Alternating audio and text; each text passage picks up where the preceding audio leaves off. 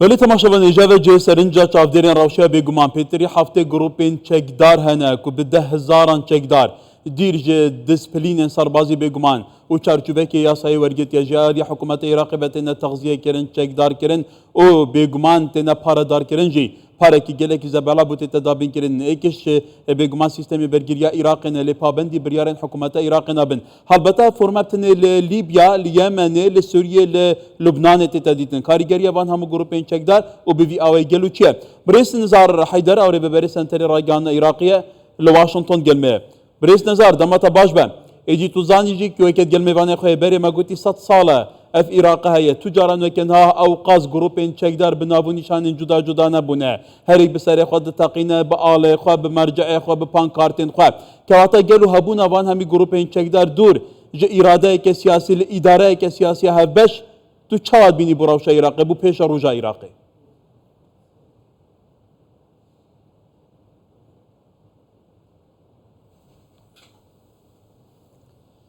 نعم شكرا جزيلا. بەڵێ زۆر سوپاس بۆ ئێوە لە سەرەتادا شەوتان باش بێت و سڵاو لە بینەرانی کوردستان 24. بەدڵنیایەوە دەوڵەت یاخود ئەو دەوڵەتەی کە چەک تێیدا لە دەرەوەی دەسەڵاتە لە دەرەوەی حکوومەتە دەوڵەتێکی شکست خوارد و فاشلە ئەو وڵاتەی کە تێیدا هێزە چەکدارەکان میلیشیاکان کە لە دەرەوەی دەسەڵاتی دەوڵەت کار دەکەن و لە دەرەوەی فەرمانی فەرماندەی هێزە چەکدارەکانی عێراقن ئەم دەوڵەتە دەوڵەتێکی شکست خوارد و فاشلە دەوڵەتێکە ناتوانێت گەشە پێدان بەخۆی ببینێت ناتوانێت بەرەو پێش بچێت ناتوانێت سەقامگیری و ئاسایش بەخۆی ببینێت بەداخەوە زۆر بەداخەوە لە ساڵی 2003 تاکو ئێستا ئەم گروپە چەکدارانە بەنێو عێراقدا بڵاو بوونێتەوە ئەوەی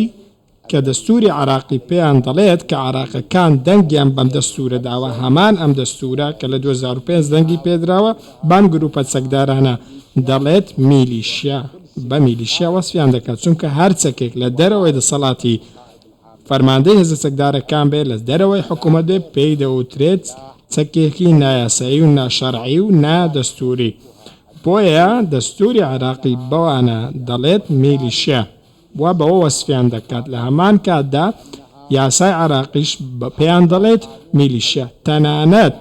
یاسای دەستەی حەشدی شەعبیش دەڵێت هەر چەکێک لە دەرەوەی دەسەڵاتی دەوڵەتدا بێت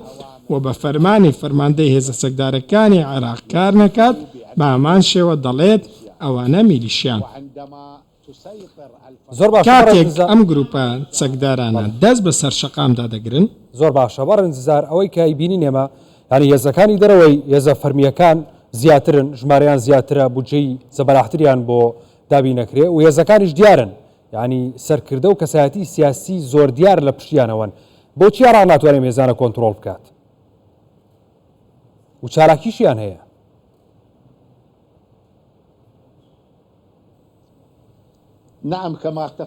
بەڵێ وەکو ئەمەژت پێکرد زۆر بەداخەوە ئەم گروپە چەکدارانە ئەم میلیشیانە کە لە دەرەوەی دەسەڵاتی دەوڵەت کار دەکەن چەکیان و پەرچەکیان زۆر زیاترە و ئامادەیشیان زیاترە لە ڕەنگە لە تەواوی سوپا عێراق هێزە چەکدارەکانی عێراق وەکو پێشترش ئاماژەتان پێکرد هێزێکی سیاسی هەیە و پشتگیریان دەکات و پەردەپۆشی بۆ ئەم هێزە چەکدارانە دەکات بەڵام پرسیارەکە لێرەدا ئەوەیە بۆچی دەوڵەتی عێراقی ناتوانێت کۆنتڕۆلی ئەمانە بکات و بیان خاتە ژێردەستی خۆیان یاخود بۆچی ناتوانێت ئەم میلیشیانە هەڵبۆشێنێتەوە ڕاستیەکەی ئەوەیە هەر کاتێک کە حکوومەتێک پێک دێت لە بەغدا حکوومەتێک بە دوایەکەکان دێن و بەڵێنی ئەومە بە ئێمە دەدەن کە ئێمە دەست بەسەر چەکدا دەگرین و ئەو چەکەی لە دەرەوەی دەسەڵاتدا دەهێنەوە نێو دەسەڵات و باسی ئەوە دەکەن کە هەموو چەکێک دەبێت بچێتەوە ژێر دەسەڵاتی فەرماندەی هێزە چەکدارەکانی عێراق بەڵام هەموو ئەم حکوومەتانە تاکو ئێستا بەڵێنی خۆیان جێبەجێ نەکردیە پابەندی بەڵێنەکانی خۆیان نەبوون تەنانەت حکوومەتەکەی بەڕێز محەممەد شیع سوودانیش لە کارنامەکەیدا هاتووە کە دەڵێت هەڵدەستێت بە هەڵوەشاندنەوەی گروپە چەکدارەکان و هەروەها هەر چەکێک لە دەرەوەی دەسەڵاتی دەوڵەت بێت دەستی بەسەردا دەگرێت و کۆنتڕۆلی دەکات لە ماوەی 6 مانگ لە پێکێنانی حکوومەت ئەمڕۆ حکوومەت تەمەنی گەیشتۆتە نزیکەی 16 مانگ و تا ساڵێک و 4 مانگ تا ئێستا بەرز محەممەد شیع سوودانی شکستی هێناوە لەم شتە هۆکارەکەشی زۆر ڕوونواشکرا هۆکارەکە بێ هەندێک هێزی سیاسی کە بەشداریان لە حکوومەتی عراقی کردو و پشتیوانی پێکێنانی حکوومەتیان کردو ئەم گروپە چەکدارانە و میلیشیانە دەپارێزن و ئەمانیش ئامادەنین ئەم گروپە چەکدارانەوە جێ بهێڵن یاخود یارمەتی حکوومەتی عراقی بدەن کە بەشێکە لەوان وەکە تا گوتی هەڵبەتە ئەف گروپên çekdar حتا نەڤە پەرلەمانە عێراقیشدا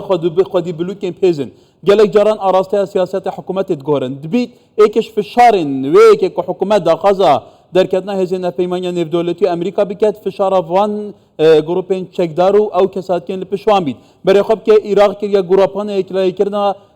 nîzaên herêmî bû nimûne şerê li Gaza miqawemeya İslamî çend caran herîşê Amerîka navpeymaniya nêvdewletî kirine wan jî bersif hebûye kewata ji binî rewşa Iraqê têvegilana Iraqê li hevrikên herêmî gelo wê çarenivîsê ev grupe berevkî vebe.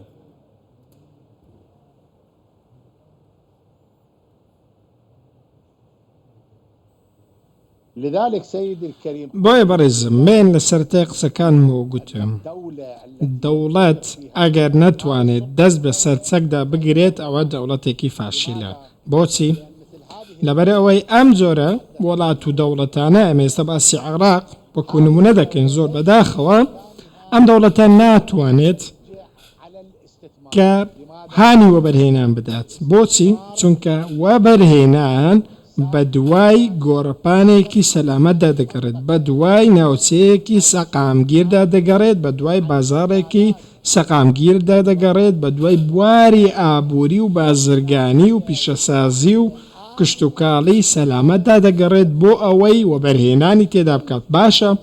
چۆن دەکرێت دەوڵەتێک هانی وەبەرهێنان بدات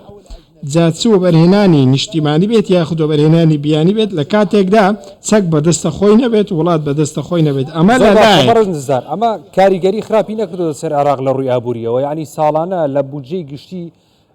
پارێکی زۆریان بۆ ڕادووە ئەو کۆمپانیانی کە کۆمپانیای زەبەلاح لە دنیای کارەکەن لە وڵاتانی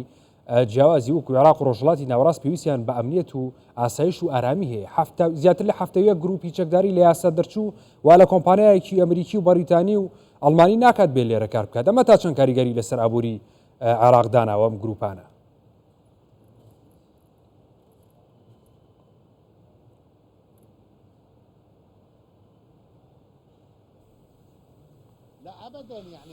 بەڵێ بە هیچ شێوەیەک ئەم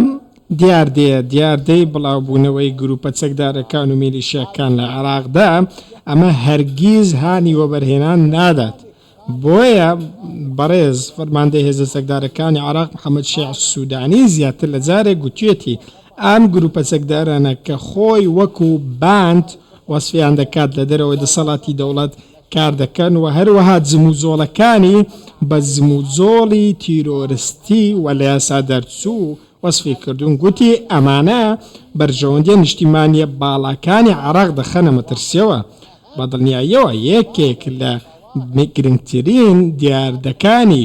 بەرژەوەندی باڵای نیشتیمانی بریتە لەوە بەرهێنان لەوە بەرهێنان گرنگتر نییە لە گەشەپێدان گرنگتر نییە لە ئاوادانکردنەوە گرنگترمان نییە بۆیە ئێمە تێبینی ئەوە دەکەین کە وەسفی بەڕێز محەممەد شیع سوودانی